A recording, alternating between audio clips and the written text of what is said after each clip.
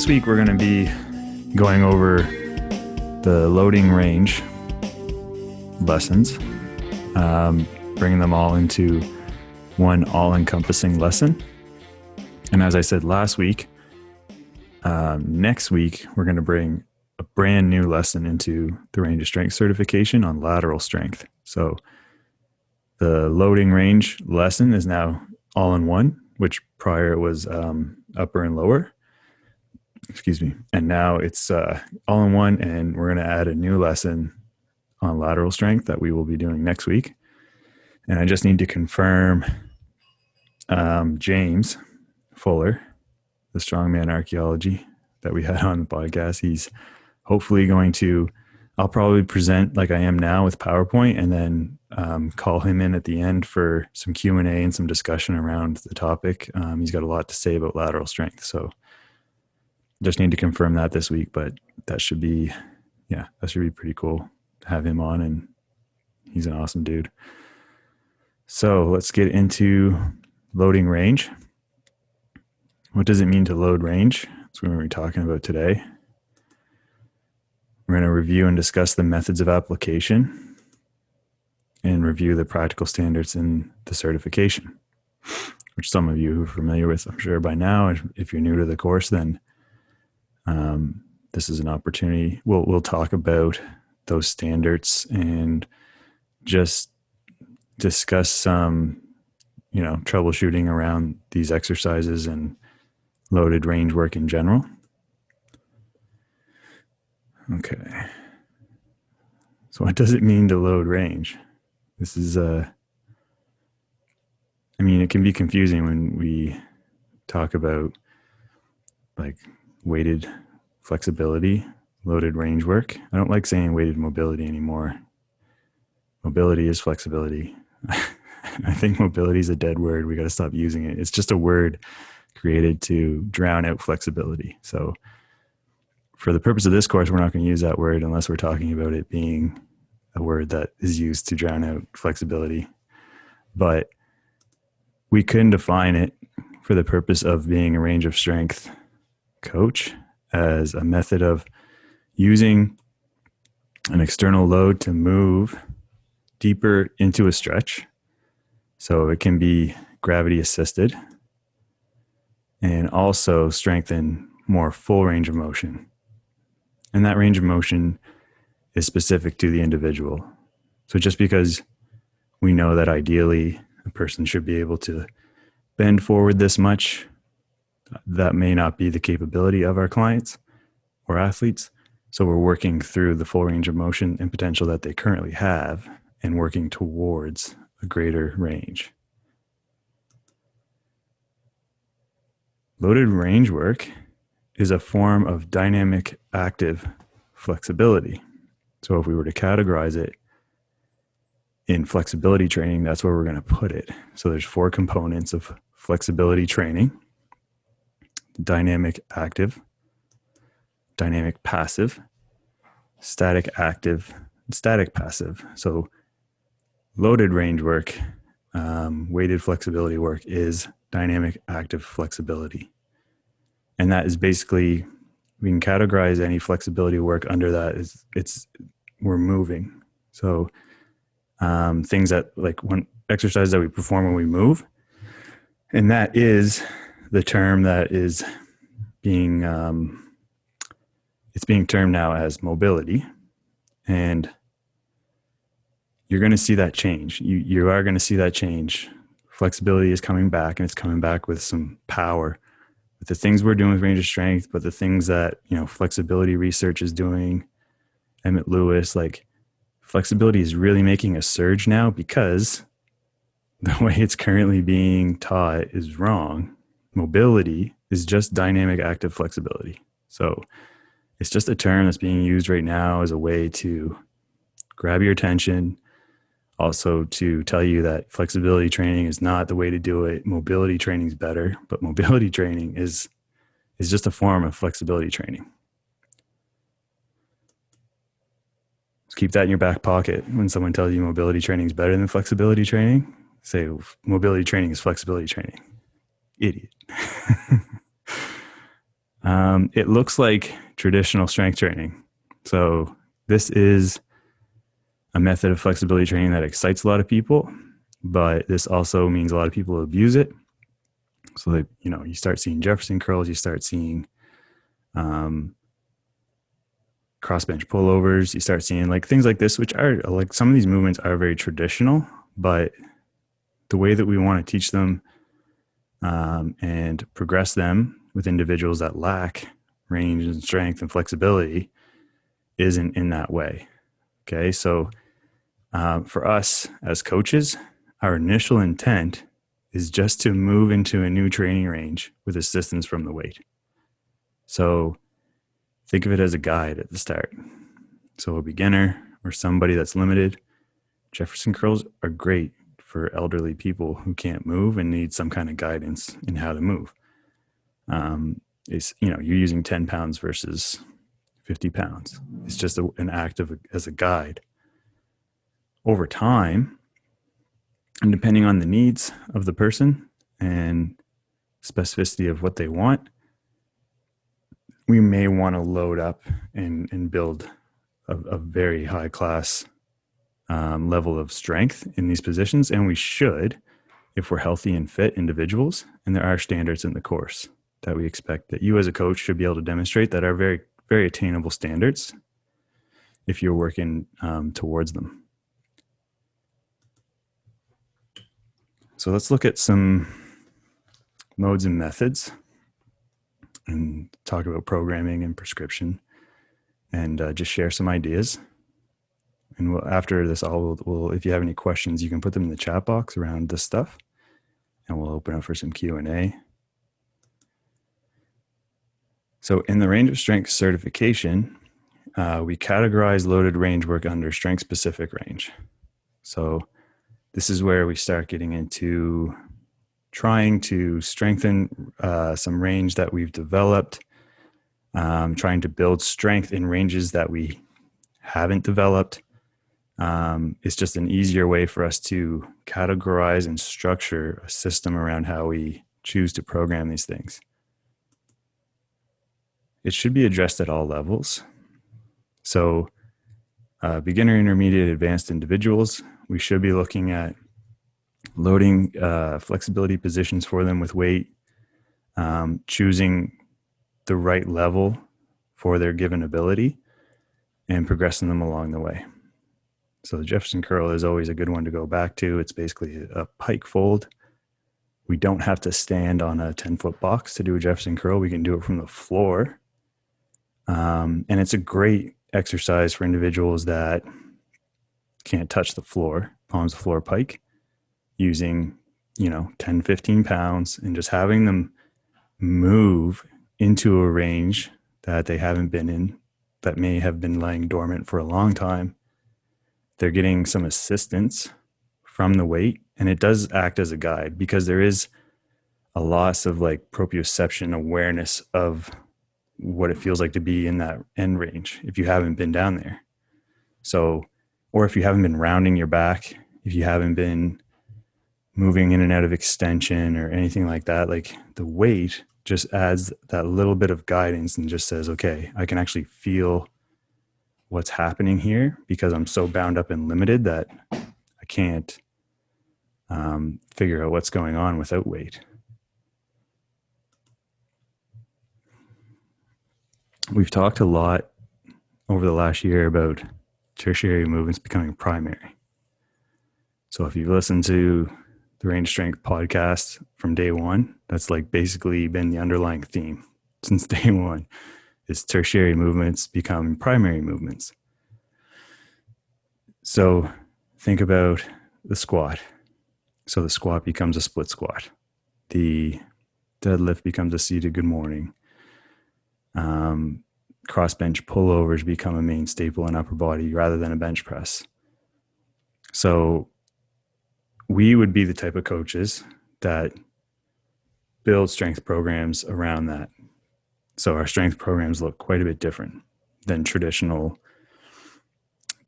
approved, I guess, programs. And you're going to get strong as hell if you're training like that and you're building strength like that. You're going to be building strength in ranges that you aren't using or haven't been using. So this is like an underlying theme when we think about programming and range of strength, is really think about kind of getting rid of like the thought of resorting to old faithful movements, and make sure that the person is building strength and addressing these issues in these so-called tertiary movements first, and then coming back to primary movements once they're showing capabilities and abilities of performing and executing those movements really well.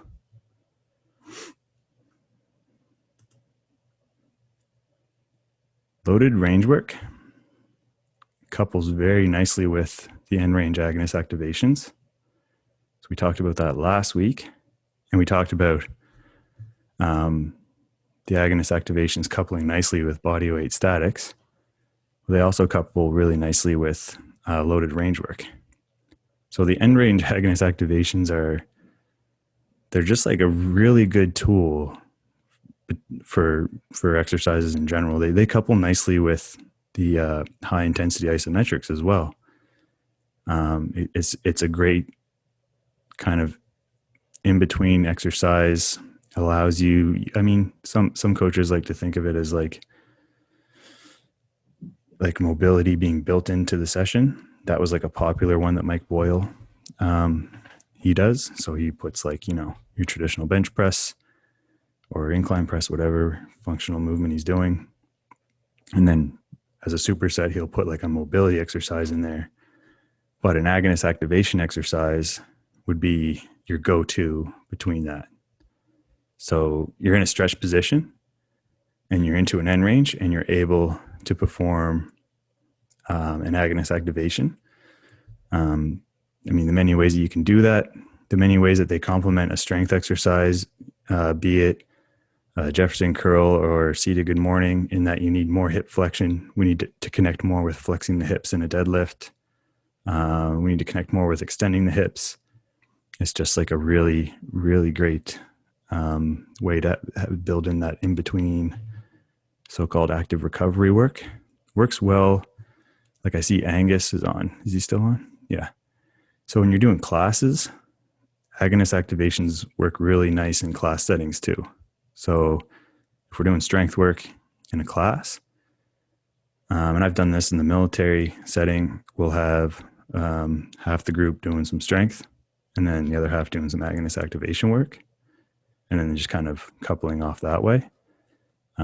That's a really good way to kind of break up the session and to make, just kind of ensure that everyone's still in the game, still focusing on what it is that they're doing, making those mind-muscle connections.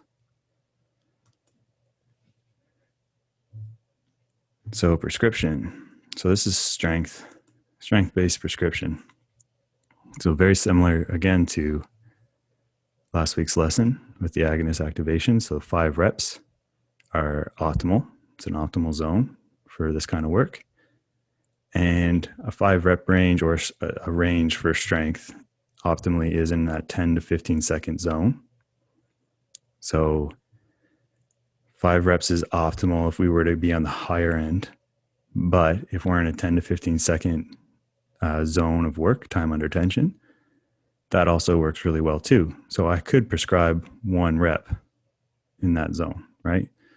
There could be a 5-second ascent, 5-second pause or whatever, a 5-second ascent back up.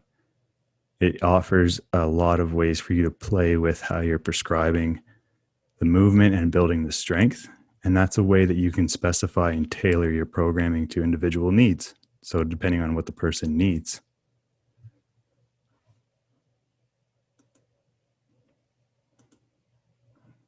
Okay. So 3-second holds per rep. That's an optimal time zone to be in. If you think about a 3-second hold in an end range under load in a 5 rep range, we're still in that ideal 15-second window of time under tension. Tempo of execution, again, very important because when people see the connection that loading range has to traditional strength training, then we have to be very strict on our expectations and execution and tempo. because we don't want people coming in and doing like West Side Barbell style speed deadlifts with a Jefferson curl. We have to be very specific about the quality of the movement and coaching, control, positioning. It's more about how it looks than speed, power, and execution.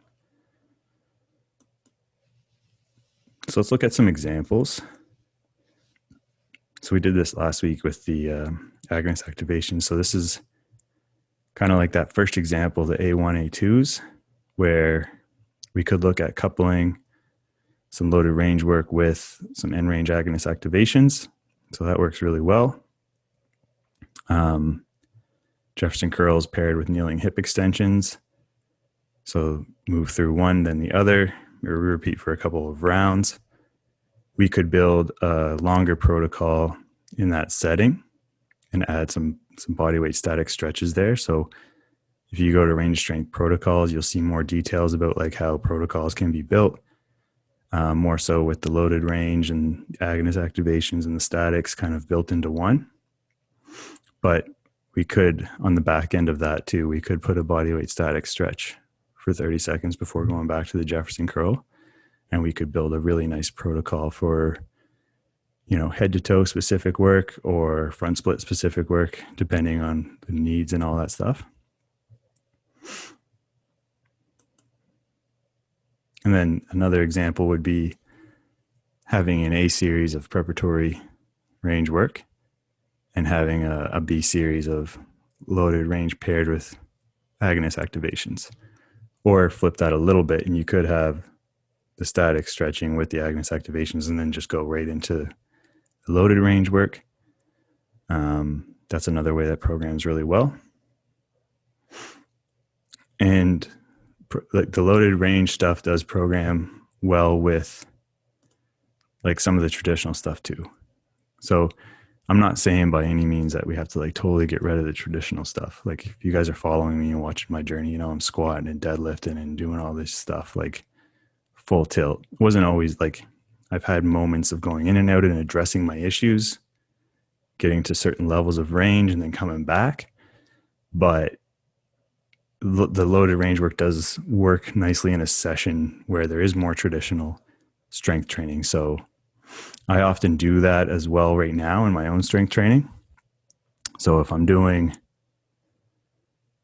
squats, and then like right now, one of the things that I'm doing on one of my strength days is on a squat day where I move into upper body work, my dips are paired with Jefferson curls. So dips is a pretty traditional strength exercise, but then I'm putting my Jefferson curls in. It's like kind of antagonist movement to the dips, more pulling, and I'm able to work kind of both things together. So don't be afraid. Like if anything, the agonist activations and the loaded range work like really work nicely in traditional settings. And I often am one to tell you that if someone does enjoy doing something, and regardless of what you tell them, they're still going to do it, that it's better to integrate this stuff into what they are currently doing and enjoy doing than to just have them just be like, oh, I don't care what you say. I'm just going to do what I like doing anyway. It's better to build that buy-in and say, okay, well, we can build some loaded range work in around your bench press. These agonist activations would work really good around your, what's a CrossFit thing, burpee box jumps or something. That could be, the agonist activations could be done between, not being able to breathe after doing 1,000 burpee box jumps. But these are just like solid prescription methods that you can always go back to, refer to, and then just use that outside the box thinking, okay, like how can I integrate this in different scenarios or build upon it a little bit more if I wanted to build a longer protocol. And these would be the go-to kind of ways that you could do that.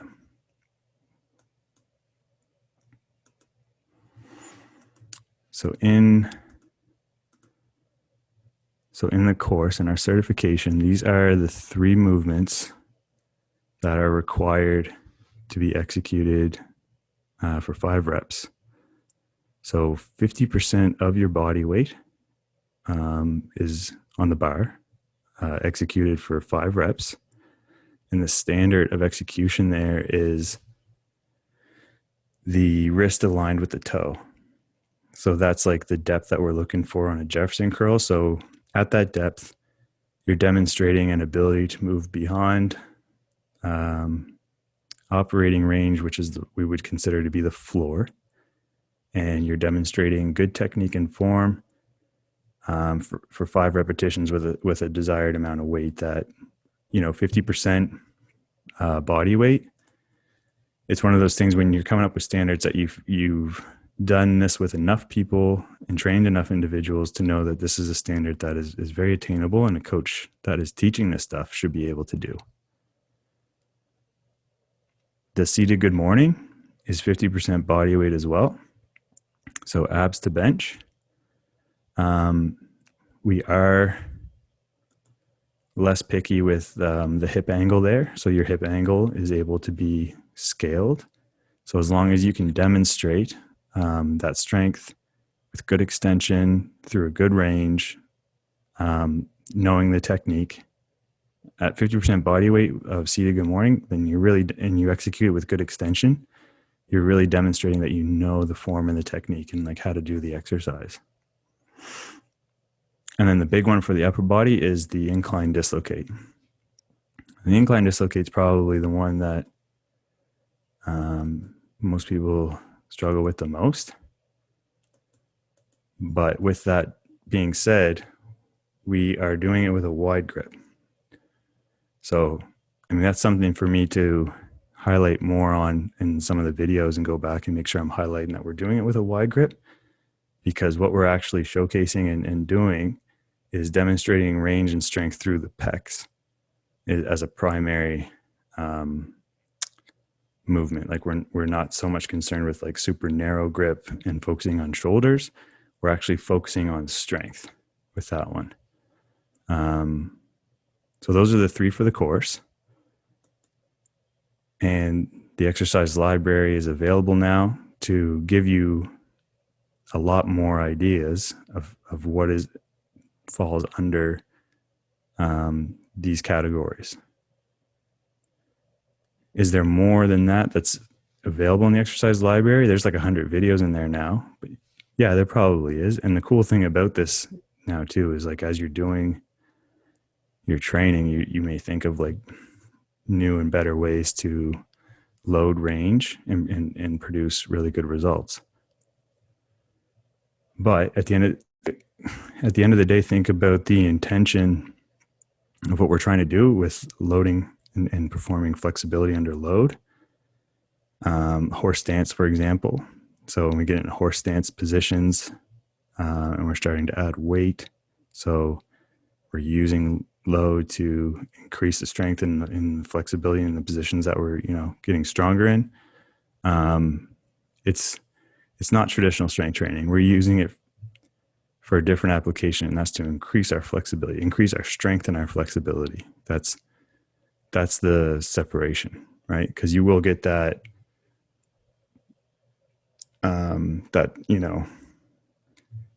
someone will challenge you and say like, okay, well, why would I do that when I can just squat? Okay, well, let me look at your squat. I guess you could evaluate that. But the goal is to express range in such a way in these positions, knowing your movements, knowing your position. Like, why are we doing a seated good morning? It's for lumbar extension, strength and range through the groin and the hips. Jefferson curl is lumbar flexion. Like, so then we're able to actually break movements down where a deadlift isn't going to do that for us. It's very limited.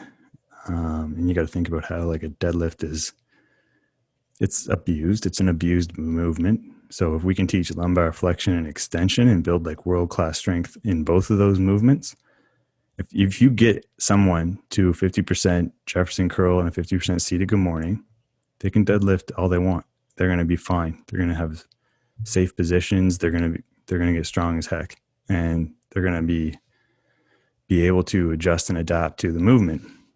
Our goal with loading range is to increase strength in as many movement capacities and ranges of motion as possible. And that's why these exercises are selected in this way. And that's how we're always like thinking about these movements. So think about the split squat.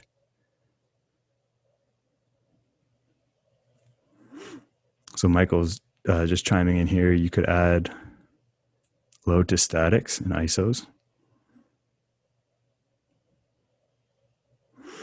I would, yeah. I mean, that's definitely a common thing too, where we often do that. So we get into static active positions. So a very common one is the horse stance. I'm trying to think of some other ones. Well, even the seated good morning. Like, the thing about loaded range work is we can make it static active. So if we go back to previous in the slide,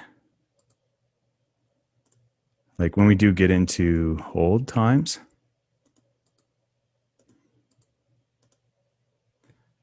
that can be extended for sure.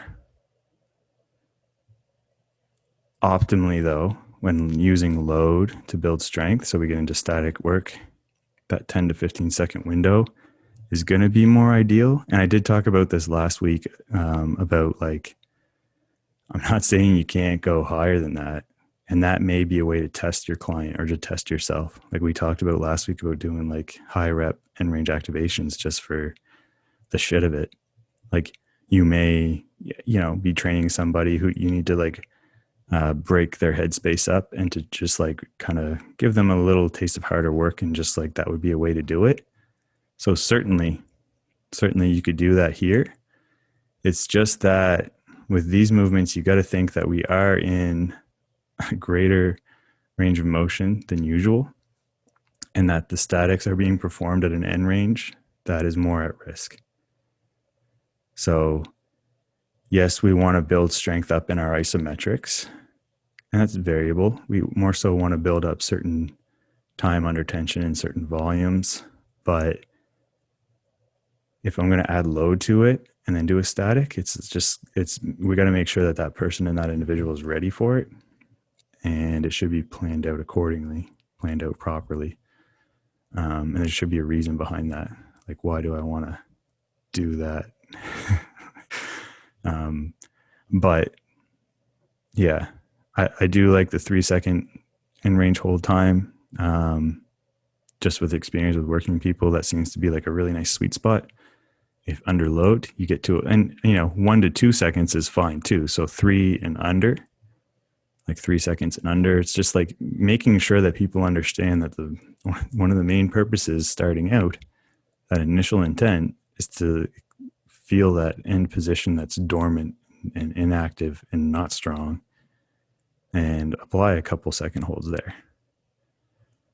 Over time, yeah, we could work towards longer holds. But if I'm doing a horse stance squat, I'm probably going to be moving down that 1 to 3 seconds hold time and back up. And that would, yeah. Does that help answer the question? I've certainly prescribed longer times than that, just as challenges as well too. It is fun to play with those things, but this is like your safest solution for sure. So safest solution, and then evaluate the capability, ability, and kind of, progress to those thresholds, below threshold to upper threshold over time.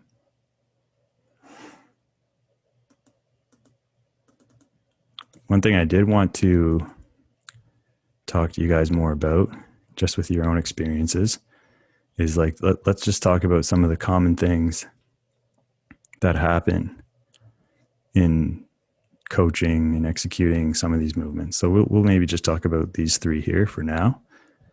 But what's a common thing we see with the Jefferson curl? I always find with the Jefferson curl that the spine stacking, like people just can't articulate rolling the spine, and obviously, so they might get decent through one part of the movement, but then like the thoracic, because that's usually jacked up with general population all the time. So I always find that a little bit challenging to do, is like the stacking of it. Yeah. So that's a very common one. People will just hinge at the hip and do an elevated or just do a Romanian deadlift with a straight leg. Yeah, essentially. And Yeah. yeah, so I I don't know. I just even sometimes I feel I go like to the Edo Portal with Mhm. the just practicing the, Spine waves. yeah, the spinal waves with the wall. Like just try roll your hips, stomach, chest, chin, Hmm. just to cue it. Sometimes that works with some clients, and then yeah, it's Yeah. one of the things I always find. I've floated this exercise around the community a little bit. It's like it's in the library now too.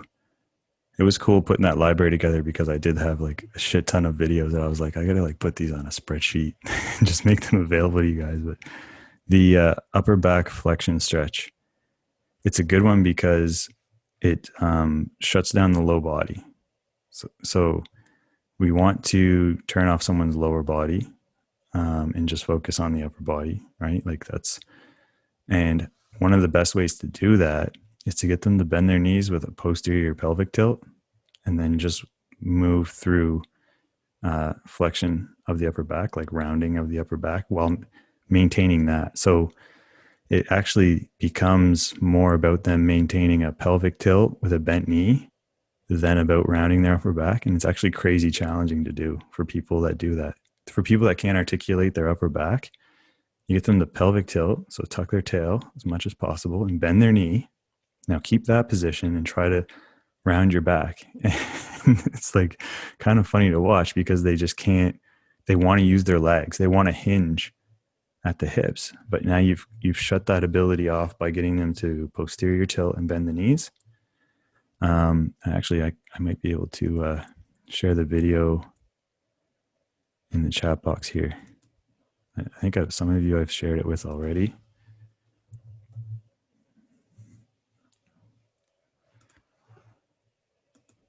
Because it's also sweet because you can add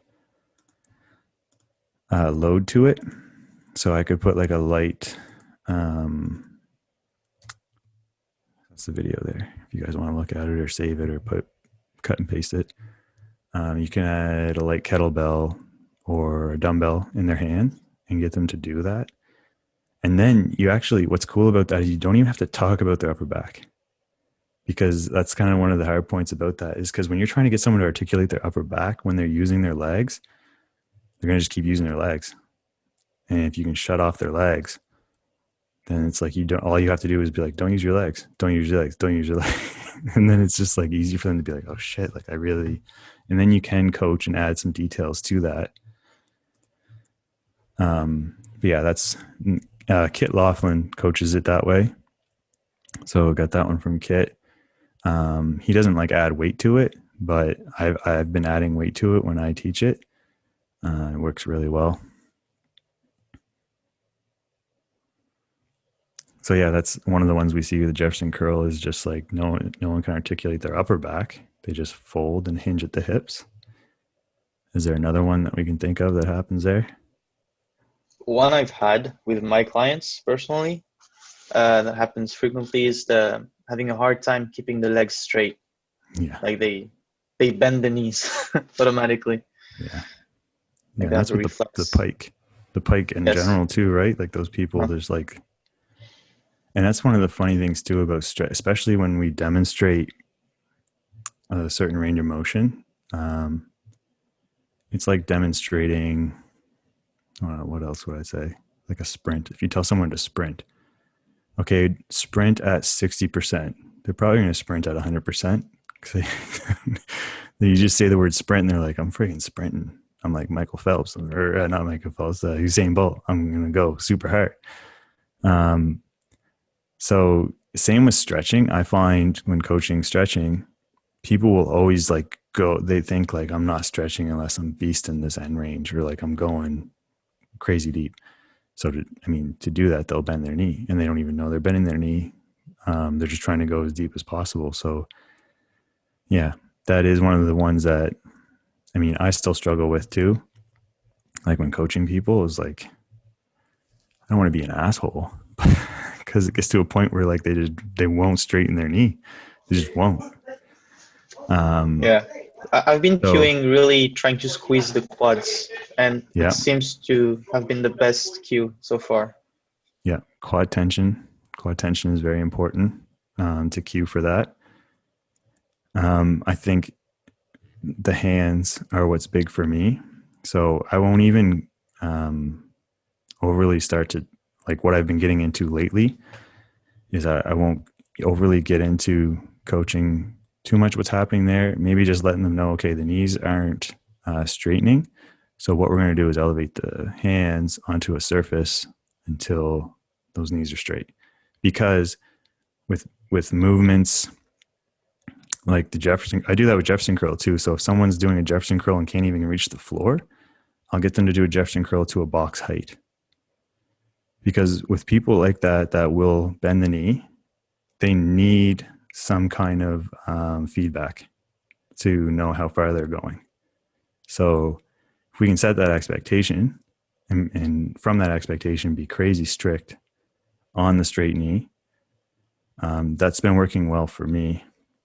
And quad tension, like I do cue that. I used to focus on quad tension, but then I kind of got away from it and started doing just a height that the weight and or the hands, if we're talking about a pike, can go into and can actually contact, because it's almost like they need some kind of like feedback, like this is how far I have to go.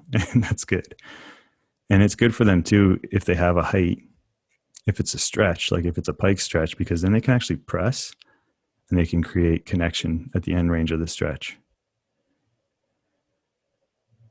So yeah, bent legs is a very tough one to coach. And the best thing I've experienced that you can do for that is give them a target. It's like a limiting target basically, and then slowly bring that target down, and then it kind of saves you, and it actually excites them. They're like, oh, this is my target. I'm going to get down to here. It's like, yeah, that's what we're doing.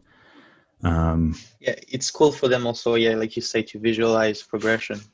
Yeah, that's the key It's a with, big I one. think, yeah, any exercise. Like any exercise we're coaching is like we got to make them visualize where this is taking them, or they won't do it. That's just human nature. Yeah, it's a good one. I'll try it. Yeah. There's one last one with the Jefferson curl. Shooting the hips backwards. Yeah. Luke's mic is working. Yeah, Luke. Yeah. So Yeah. so people will shoot the hips back.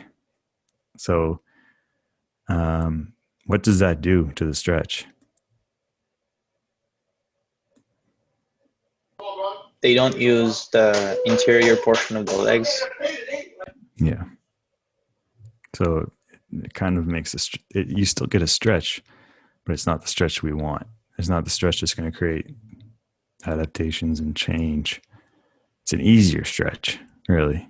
It's a stronger position for them. We really would preferably be as picky as possible about hips staying stacked over midfoot. That's going to give us the best stretch, the best carryover into having better flexibility and more strength through those positions. Yeah. So, CD, good morning. So that's lumbar flexion. Lumbar flexion, it's not usually hard to teach lumbar flexion because most of us actually round our back. I'm talking Jefferson curl right now. Round our back well. It's just we round our back naturally because it's sometimes an easier thing for us to do than to extend, especially if we're weak through the glutes. That's the big kicker with low back pain is that your low back's not weak. It's actually overused. Your glutes are super weak and your hips are weak. So that's why people can round their back really well, their low back. Teaching them to round their upper back's a different story. But now we get into seated good morning, right? So the seated good morning is all about extension.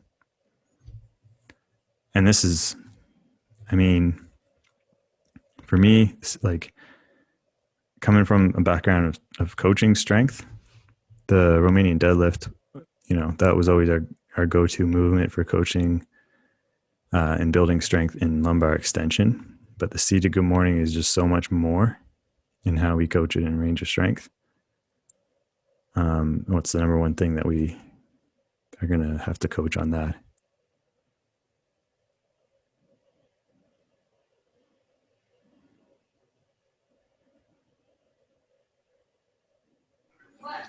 Proper engagement of the movement. Yeah, like what's the number one thing you're going to see? Like the lumbar flexion. That's the fault that will happen mainly. Yeah, the rounding. So because we can round the back well, and we have really shitty hips and glutes, we're going to be coaching lumbar extension the whole time. And again, it's going to be about, if we don't have the same approach like I was talking about the Jefferson curl, where we're giving them a target to work towards, it's just really going to be really hard for individuals to articulate where that endpoint is. So a very common tool, Ben uses this a lot when he coaches it as well, is if someone can't reach abs to bench, we put a block there, and we just we're not bringing the bench up, we're just bringing the contact for the abs up a little bit. Small 10-pound plates would work for that. A yoga block is like, a certain size, but then we could narrow the gap with plates. And then we're giving them a limiting target. And we know what range they can work in while maintaining extension.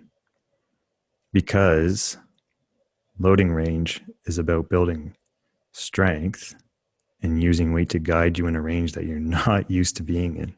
That's the goal. It's like, yeah, it's kind of similar to if I was to push your back a little bit and give you just that. But how far do we need to go with that? We need to go just outside what they can do without weight. No more than that.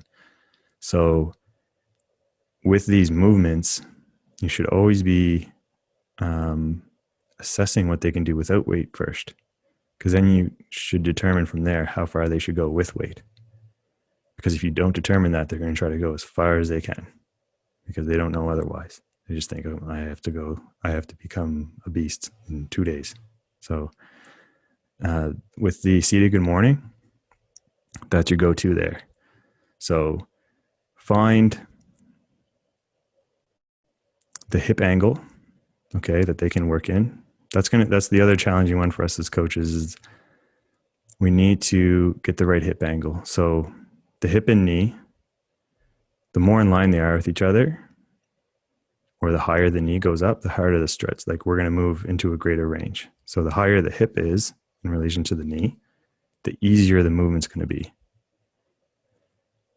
What often happens when we try to coach someone, especially if we're not there and we're coaching it online, and we say we have to increase the angle of the hip and knee, is someone will just lift the bench from the back. But what does that do to the front of the bench?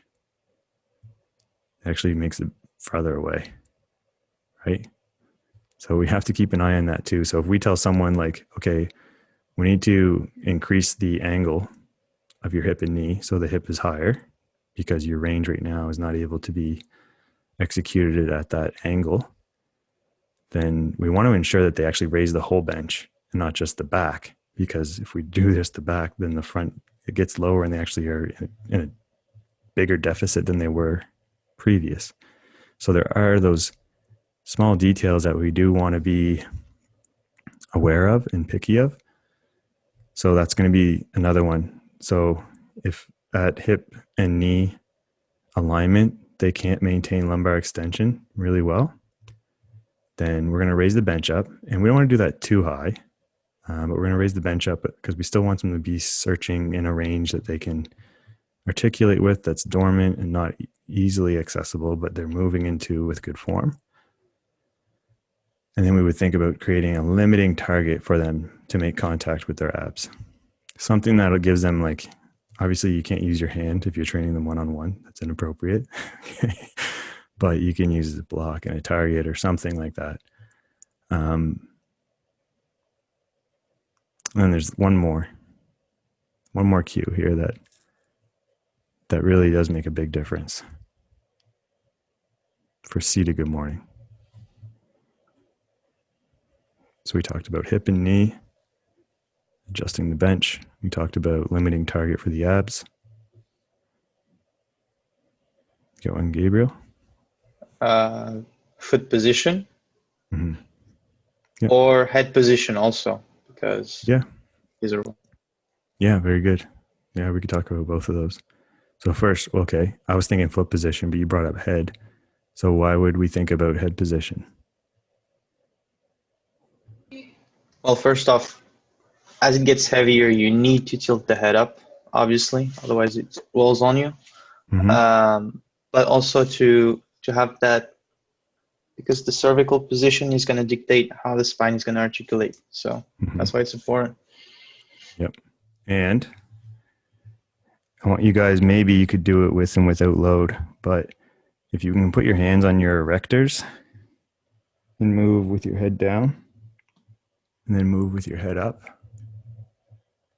your erectors should turn on more, especially when you're under load.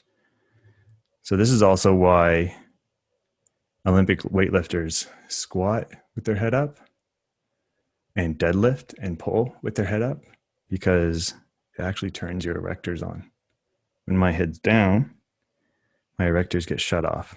So I can focus on lats and posture, but I actually shut down my erectors. So that's a very good point actually with the seated good morning, is that when we move into extension, we want to lift the head up to secure the bar, but also to think about the erectors turning on. Same way we would with a high bar squat, front squat, lifts that were like a deadlift, pulling with the head up. Look at any video of the strongest deadlift ever. As they're coming through, their head just keeps going up. Their head just keeps going up and going up. And there's a funny test that's like going around the social media or something, where it's like with your head up, apparently your arm can be pushed down. But with your head down, it's stronger. I don't know. It's supposed to say that your head is supposed to be neutral when you pull, but then you look at the strongest people in the world and they're all in extension with their neck, so that they have, and that's where that coaching comes from. The coaches that coach extension coach it for erector engagement. So yeah, very good point, Gabriel. Very good point. And then foot placement. So we do want to think about having a big base on a seated good morning, because think about how the weight's moving. So the force of the lever and the force of resistance is moving this way. And like the end, just say the end point is here. If my feet are here, I've just created a weaker base, weaker structure. So we move the feet ahead, or a basic way to cue it is that if this is my knee, I can push my feet just in front of my knee. I will be in a stronger base position for seated good morning.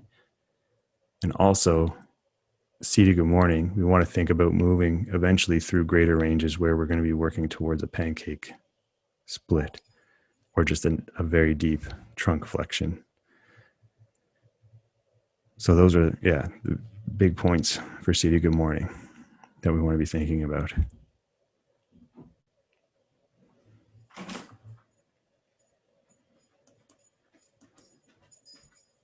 So this last one here, the incline dislocate. The incline, this is like, we're probably the few that coach incline dislocates or dislocates like this. Like getting to a dislocate with narrow grip is an excellent demonstration of shoulder mobility. And we need to be able to recognize the difference between a narrow grip and a wide grip dislocate, because that's kind of one of the things that is kind of irritating, is when someone says like a wide grip dislocate's like cheating. It's like, well, what is it cheating? It's not cheating anything. It's just doing two different things. So what is the main difference in narrow and wide? The shoulder mobility requirement. Yeah. So when we go wide, we're actually strengthening the pec and the bicep. So you're strengthening the pec and the bicep through an outer range. And the pec and the bicep are a large attributor to poor shoulder mobility, a lot of other issues through the shoulder. So we do teach the wide dislocate, and we prefer it because of its dominance to pec and bicep. And then narrower grip is going to be more specific to the shoulder itself. But we are able to strengthen the pec and bicep more with a wider grip. Poliquin is really big on the pec and bicep through the outer range. So we get that in like Smith curls. Poliquin flies is another one.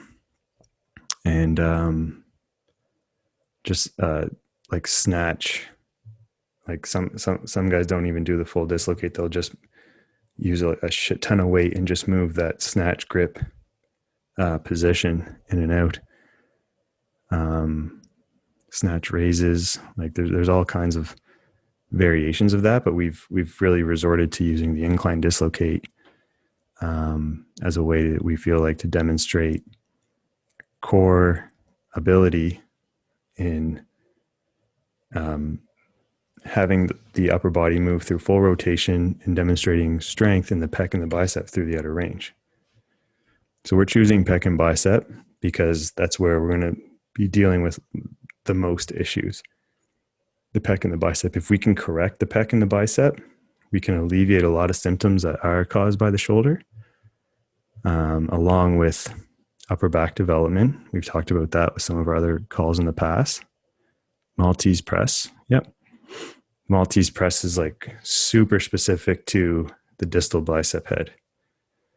It's gonna, because think about one thing to think about with pec and bicep is ATYL, those ATYL positions that we talk a lot about. Though really understanding what changes in those positions is basically just the stress going from more to distal bicep to the pec as we move into a greater position. So as I come from a position, I'm more distal bicep. As I come up into a Y position, I'm at the movement requirement comes more from the pec. So what are some things that we see with those movements?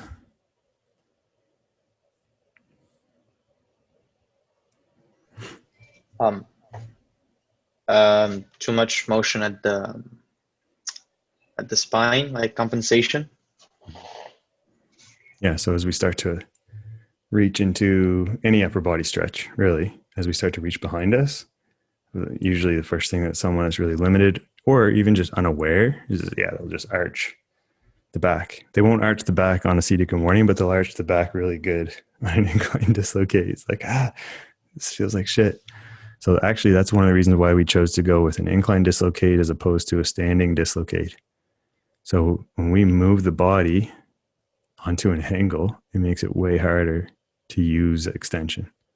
So if you guys have done that incline dislocate, you can't actually extend your back very good. It's like, oh shit, now I have to use the strength through my pec and bicep to move the shoulder. Yeah, so that's definitely one of them. Elbow bend. Yeah. So the elbow will bend to compensate for the outer range of the pec. So it's going too far. I'm going to bend my elbow. And now I'm going to feel like I'm moving through that range. So we really want to teach full range, full rotation, and avoid the elbow bend. And like for the most part, it's simply going to be about obviously doing this with no weight to start. Using a dowel as opposed to a band, it's a stable object it's fixed. So when something is fixed, it's much easier for someone to articulate and also for us to pick up what's happening in their ability, because you can't cheat a fixed object. And And then if I did have somebody who really was limited in an incline dislocate, like if I'm using like no weight, we're wide as shit, like I have the widest dowel and I'm like, this is not happening. I'm going to then start using Poliquin flies, Smith curls with like 5 pounds, like really lightweight, building their range in those positions. And then working on how the shoulder rotates. So we can do shoulder rotation, single side, single arm, unilateral movements. So we can do windmill movements. We can do like there's a whole series of movements we could do. So don't feel like limited. Just know how to break it down further. So maybe if the incline dislocate is not happening, maybe someone like gets injured to the point where like they can't even do an incline dislocate. We're not going to tell them it's the end of the world. We're going to get them to do other movements and build a certain capacity around it so that we can come back to it. So Smith curls are good for that. Those kind of outer range flies with really lightweight. And then upper back development. So we would be looking at Powell raises, trap 3 raises, trying to develop the upper back.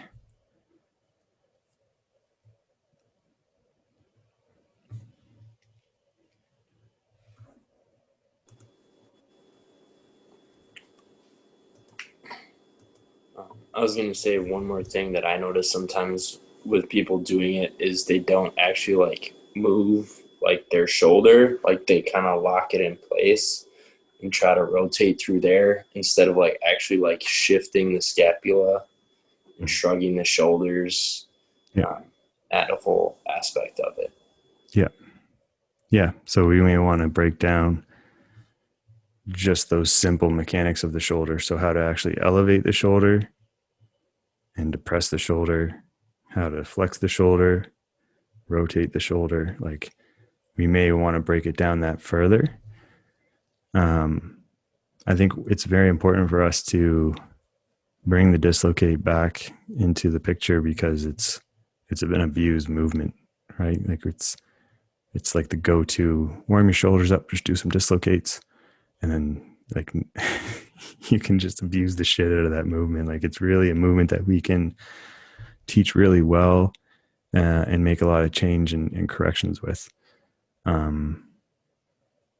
But yeah, just basic shoulder function. Like you guys should think like just more about that basic function of, you know, elevating and depressing the shoulders and flexing and rotating and extending, like knowing adduction, abduction, and those kind of basic physiological movements so that you could maybe, if you had to, rather thinking that of like, what's the next sweet exercise that would help that? Just think about the movement, right? Like the movement itself, like flexing the shoulders, a trap 3 raise. Okay, so we're going to build shoulder flexion strength, rotating the shoulders. So the thing about rotating the shoulders is we want to think about straight arm and bent arm, right? So the dumbbell external rotation is good, but it's a bent arm movement. And it's building strength in rotation. So it's not actually building strength in a different task. So thinking about building rotation with a straight arm, the windmill works well. Windmill movements, yep. The side press, those kind of movements. So when it comes to this lesson, do you guys have thoughts, concerns, things you're running into, that you have questions about, thinking more about loading range? Anything else that you do have to, we can talk about if it's about programming or a client situation, something you're working on, you just want some advice on?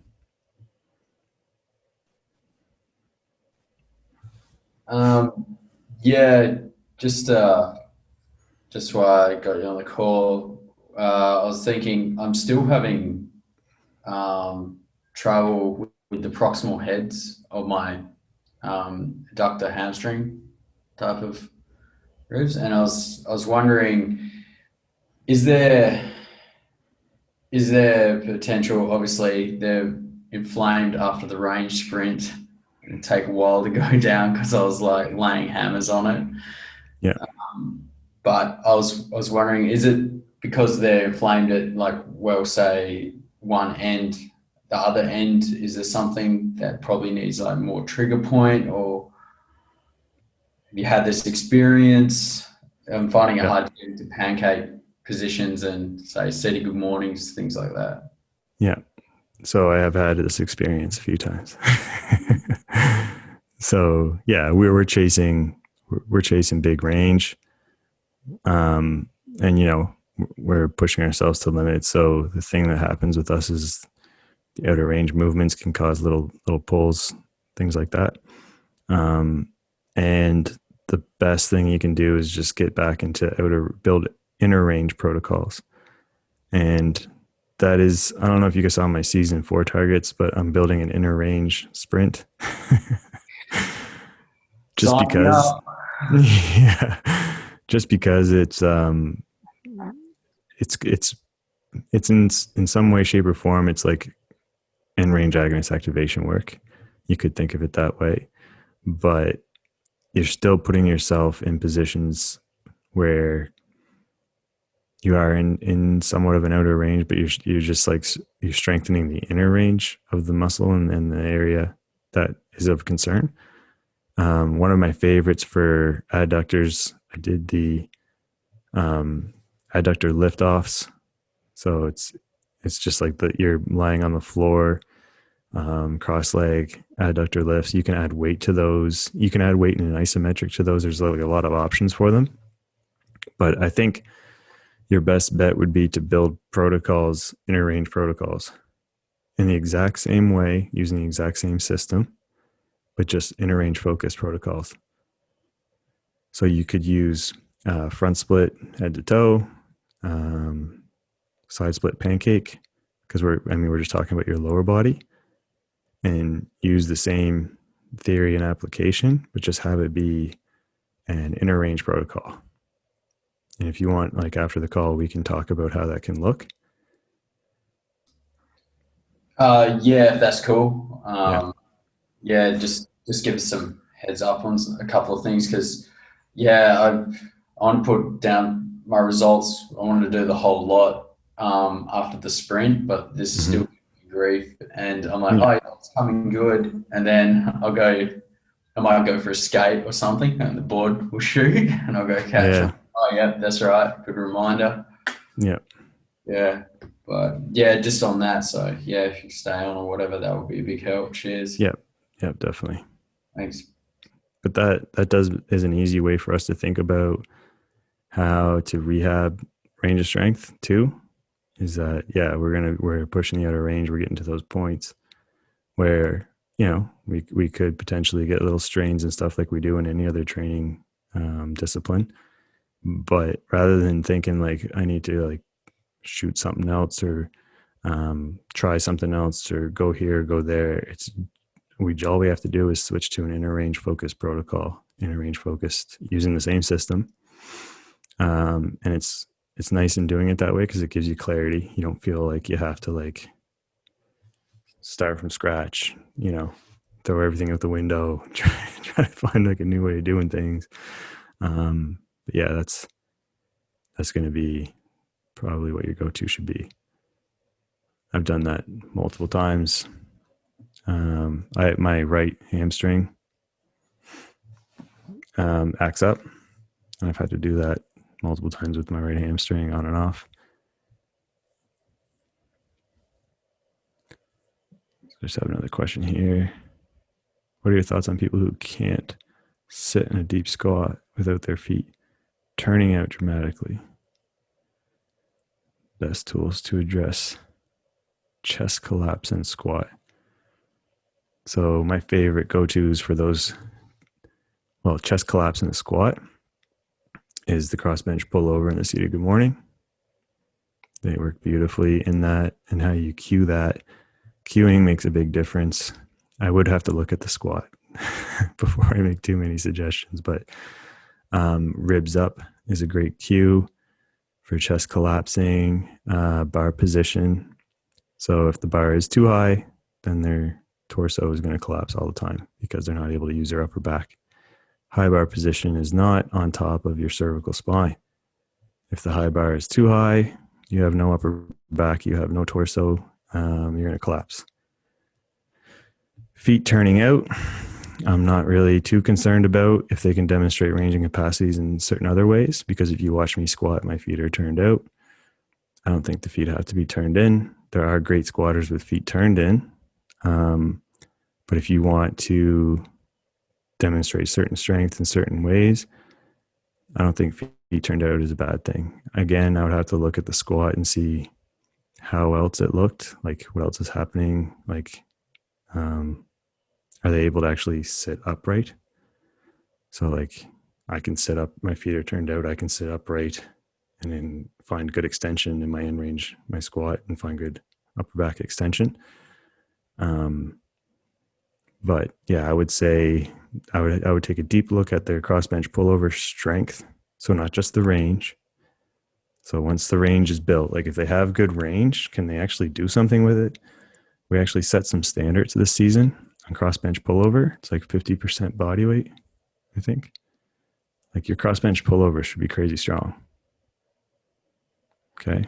So that's the thing too, is like, it's a great tool for mobilizing, but once it's good, that thing should be crazy strong. You should be able to do cross bench pullover, 50% body weight for reps for sure.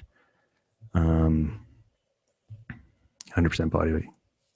But yeah, I would be looking at that and the seated good morning. If you can execute a beautiful seated good morning, you're going to be fixing a lot of problems in a squat. Seated good morning. More so than a split squat.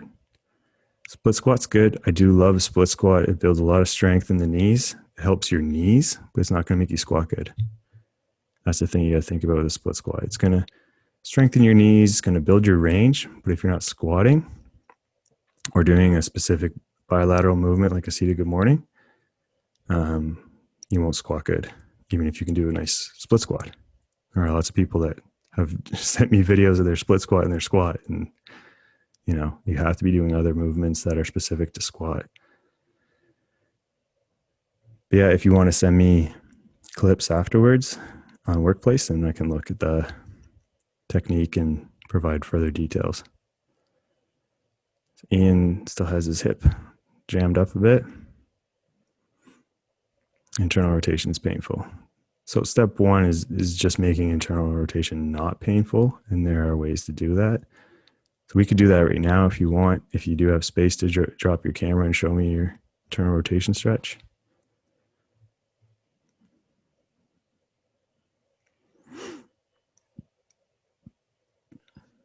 All right.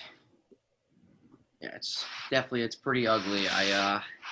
I just actually put the internal rotation stretch in some of my ROS stuff, and it hurts. It does not feel too good. On the one side or both sides? It's my left hip, and it's like it's on like the front part of it, like, and let me demonstrate. So you know, here, and then when I come back, it's just like so much, like it feels like bone on bone almost, just like right in the front of my hip, and it like radiates all down my leg, like through my knee. It's like so step one is going to be just about your torso position and finding a torso position where it doesn't feel as painful. So you would just do that by leaning back. So see, you may have froze there, but I don't know if you're still on, Ian. no, I definitely it's a little better when I lean back, but it's just like still frozen. No, you're good. I can see you now. All right. Yeah. So like when I lean back, I can go deeper into it. It's just like it's still just like I get that pain, and I don't know. I've been trying to like mess around with it and see if I could like get into a position where it doesn't hurt, but it's just I haven't quite figured it out yet.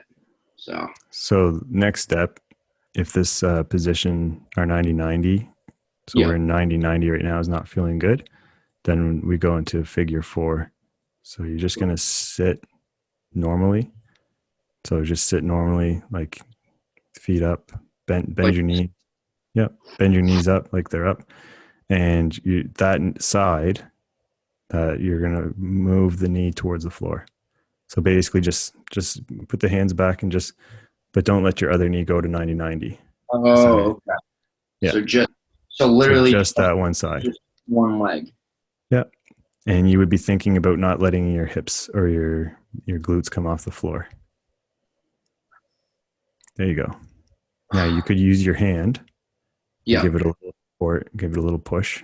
Use the same side hand. So that should give you a stretch that's less painful. Yeah, that's definitely less painful. It's and that's where you want to be. So you want to be below threshold. Always below threshold. And the worst thing with guys like us, because I know what you're like, I've talked to you and you're just like me. When I have a deficit or weakness, I try to kill it. I'm gonna weakness, and usually I end up overdoing it. Yeah, I can do that. I had the same issue on my left internal rotation, and I still do have to work on my internal rotation on my left more. My left side's jammed, but it's gotten way better. But work on it daily, work on it below threshold in figure 4, and I would just start with the 30-second static stretch. You could do some contractions.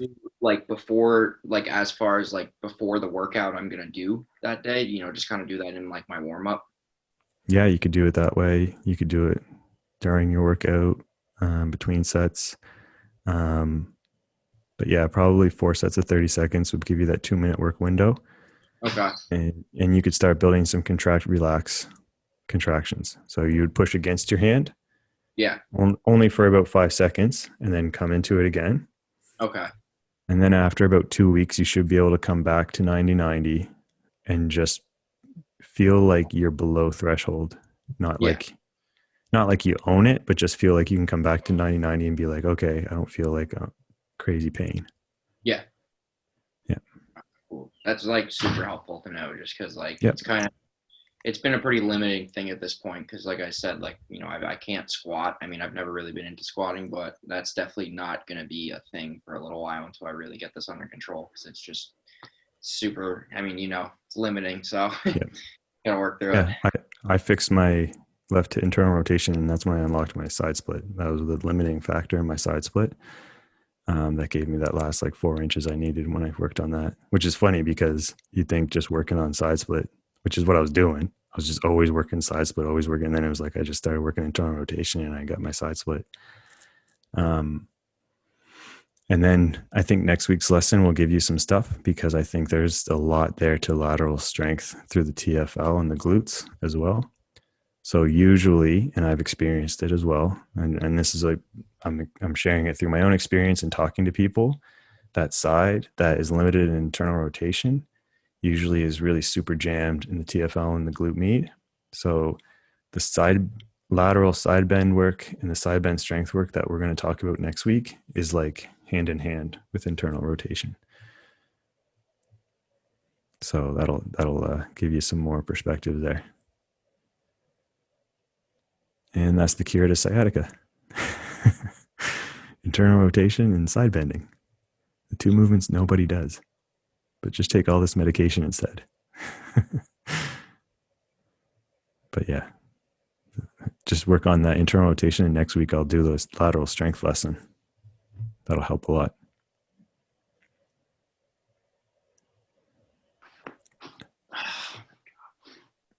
Daniel, yeah, just reading your note here. So Daniel's working with a student who has a frozen shoulder. It says L, frozen shoulder. We were able to note that his traps and pecs are tight. ATYL, he had a bit of hard time, and the shoulder had appeared to be internally rotated. Thinking of doing incline dislocate with him using a lightweight, or could I also focus on one shoulder, instruct him to hold a small plate, 2.5 pounds, articulates. Okay. So do you want to just okay, so he can't externally rotate? Is that what you're saying? Yeah. Okay. So in that case, there's a couple options there. I don't know if I would go right to the incline dislocate. I would have to see them do it. Like they would have to be executing it like really flawlessly with light weight. But I might look at, with that individual, I might look at the Smith curl or the Poliquin flies. Because the nice thing about the Poliquin flies too, so people call them can openers. So the Poliquin flies, it's like the Y of a Smith curl. And then at the end range, you actually do, they call it the can opener because it's like you're doing a can opener. Okay, so think about, remember, it's not a fly. It's a fly, but it's not like an outer range fly. So when you watch the Smith curl video, you go from like a end range bench press position, and then you stretch out, right? So I'm not up here stretching out. Okay, so I'm here. So that way I can really control and focus on the arm is stronger bent, right? So my arm, this guy that you're working with, he can probably rotate with a bent arm. So you're going to get him in a bent arm and cue external rotation and get him to only go out to where he can maintain external rotation. And he probably will be able to go all the way out. And then we would work on can openers and then back in. So you go out, can opener, and back in. And you can do can openers with an internal rotation too, but they work really well with external rotation. And I would just work on his strength there.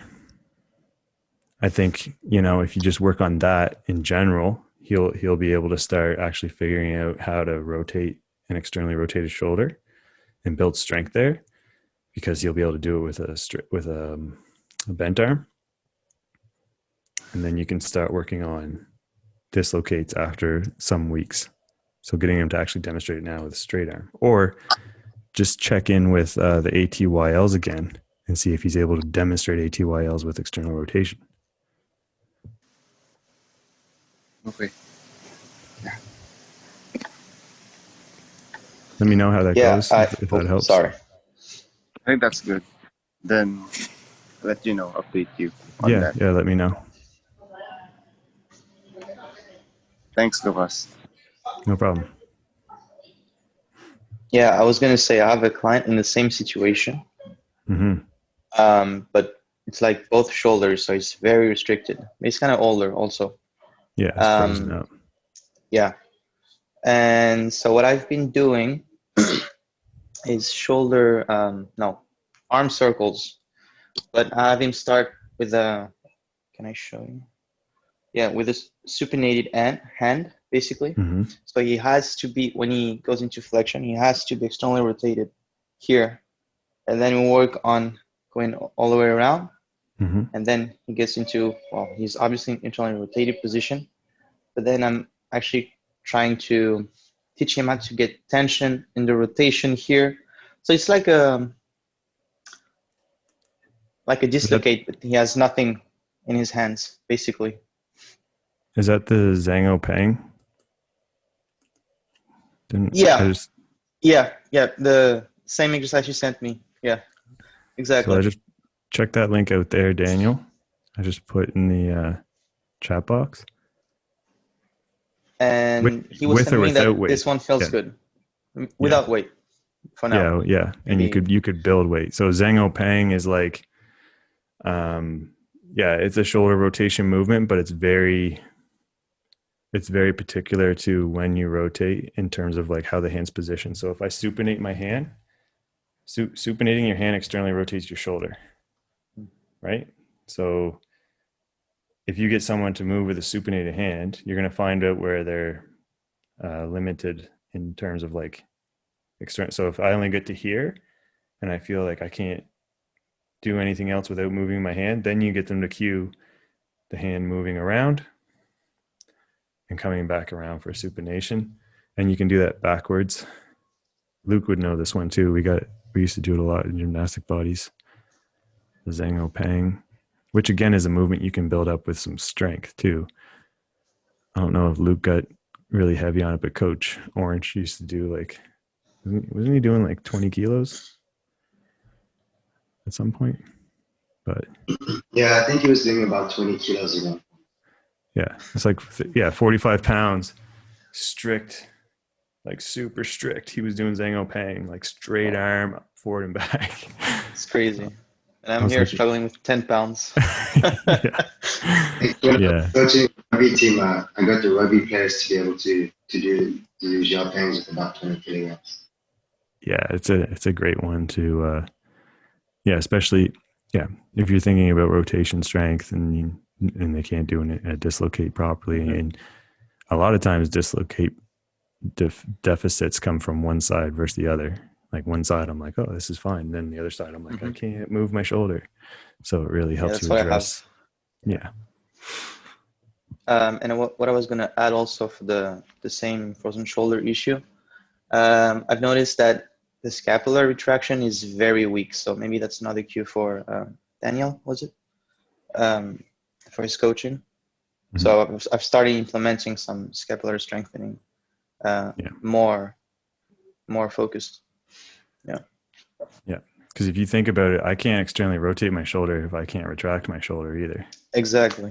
Yeah. Like if I'm forward and I try to, I can't. I have to retract my shoulder and then I can externally rotate. So if they can't retract their shoulder blades well, yeah, I mean that's you should. Yeah, that's a good one to be working on too. So I'm starting with scapular shrugs or scapular push-ups, Yeah. and then maybe scale it up to scapular row because you have the gravity against you. Yeah. And then also trying to implement that in the whatever bent arm strength they do. Awesome. And yeah, hopefully that works. No, that will work. They just got to keep coming to their sessions. Just don't miss a workout, bud. It's gonna work. Thanks, Gabe.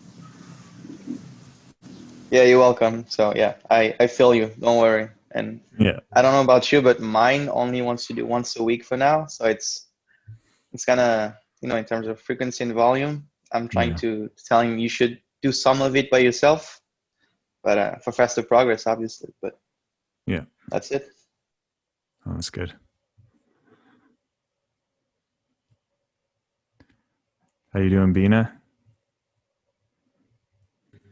Yeah, I'm good. Thanks. Taking in all the information today. No Good. concerns. I've been able to relate to a few, so it's good. That's good. It was a good explanation on the good mornings with the head lift.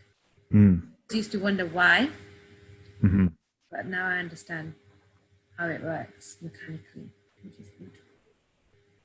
Rounded back seated good mornings are another movement too, which we probably don't want to get into too much, but if you think about it, if I want to train my erectors more, I would do rounded back good mornings. And that's a very common Olympic lifting and powerlifting exercise. Seated good mornings with a rounded back. The round, okay. Yeah.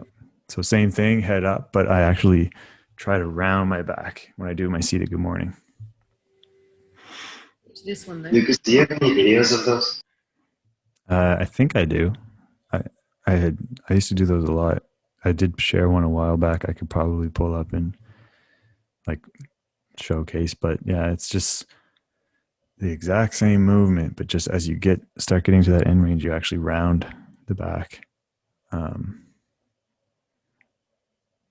So yeah, I mean, it's like you really have to have an open mind with what we're doing, but the way we were teaching seated good mornings is like we want groin, hip, and lumbar extension flexibility, right? So we really focus on extension. We really focus on getting that depth and that range, building that groin strength. And then maybe, if we were getting creative with our programming, we could go away from Jefferson curls and do rounded back, seated good mornings, and horse stance. Those two would work well together. Yeah, currently not using a bench due to the gyms being closed. Mm-hmm. What you just mentioned, the horse stance good mornings. Yeah, I'll drop a video for you. I'm looking to go into like horse stance, like a squat to a good morning. So make it Yeah. a bit more of a dynamic. So here's a link. I love horse stance variations. If you start looking through my videos, you'll see I have like too many variations of horse stance. But that link there, Bina, that's a horse stance good morning. It's a great option if you are working with someone. Sometimes when you sit someone's ass down on a bench, they can't figure things out because they need the legs to be turned on. So when you get them to actually like relax their hips and stuff, then it's like they actually need to just do a good morning from standing, which is a horse stance good morning. Because then when they're in horse stance, they're fired, like their legs are fired up, whether they like it or not. And I actually have had a lot of success recently, guys, with the static bottom position of that good morning. So I just have been calling it an ISO pancake horse stance. So getting into horse stance, I gave that to Michael the other day. I linked him to it. And you just come forward like you would on a pancake fold. And I've been using this with clients that experience, they can't feel their groin. They can't feel their adductors in pancake. Like even if it's a bear sit or even if it's an elevated pancake, they just can't, they feel it in their back. So again, what's the solution? We got to turn their legs on. What better way to turn their legs on than a horse stance? So put them in a horse stance and get them to go into trunk flexion with lumbar extension, and boom, it's all hips, it's all groin. And then they're like, oh, okay, that's what I'm supposed to be feeling. And often if you do that as a primer before pancake, ISO pancake, then they'll actually feel their groin and adductors in pancake. So if I just did a normal hip width apart good morning, which is how I used to train it before, what's the biggest difference? Is it just everything you've just explained? Like there's more activation in the hip? So with horse stance positions, we're going more adductor. So yeah, whereas traditional good mornings are more hamstring, glute, with horse stance positions, we're getting into hip flexion and external rotation and adduction, which is like the most untrained position in individuals. No one trains that. But everyone asks me why they need to do it. Because you don't do it. Why do I need to be strong here? Because you're not. I mean, your hips are messed up and your back's messed up.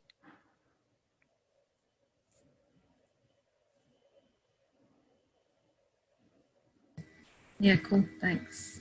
Yeah. Horse stance is such a good movement for us as coaches because you don't need any equipment. You can do a variety of things in it. And the people will make a lot of gains in horse stance. They're very untrained. Cool. All right, guys, I think that concludes this week's lesson. That was a good one. Lots of interaction from you guys, that's like all I want to see is that you guys are taking in the information and sharing your experiences. Gabriel's, like 3 months ago when we started doing this, he was, quiet, not saying much. And now he's sharing his experiences and he's using this stuff and he's winning and his training's going good. Like, it's really nice to see, man. Thanks, appreciate it. Good work. Yeah. So next week we will do lateral strength, and to be confirmed, James Fuller. He's, I'm not sure if he's going to go on or not, but I've been talking to him about it. He's an interesting cat, but I'm thinking I will prepare a PowerPoint on lateral strength, like a lot of stuff that I already do know, but some things I've been learning from him that I think we need to be good at. And I just think that that's an important lesson, talking about the QL and things that always come up that we just haven't talked about. So that'll be a go next week for sure. And to be confirmed, James Fuller will come on and share some insight with us and drop some bombs. Oh man, that's gonna be. Yeah. Yeah. If you guys aren't following him on Instagram, Strongman Archaeology. I mean, he looks like a mad scientist in a junkyard in his training videos, but he'll talk to you too if you message him, and he just like, yeah, he knows so much, and he's got so much to say about why this or why that movement. Like, he's doing some crazy moves, but he's going to tell you why you need to do it and give you a good reason, that's what I'm always looking for.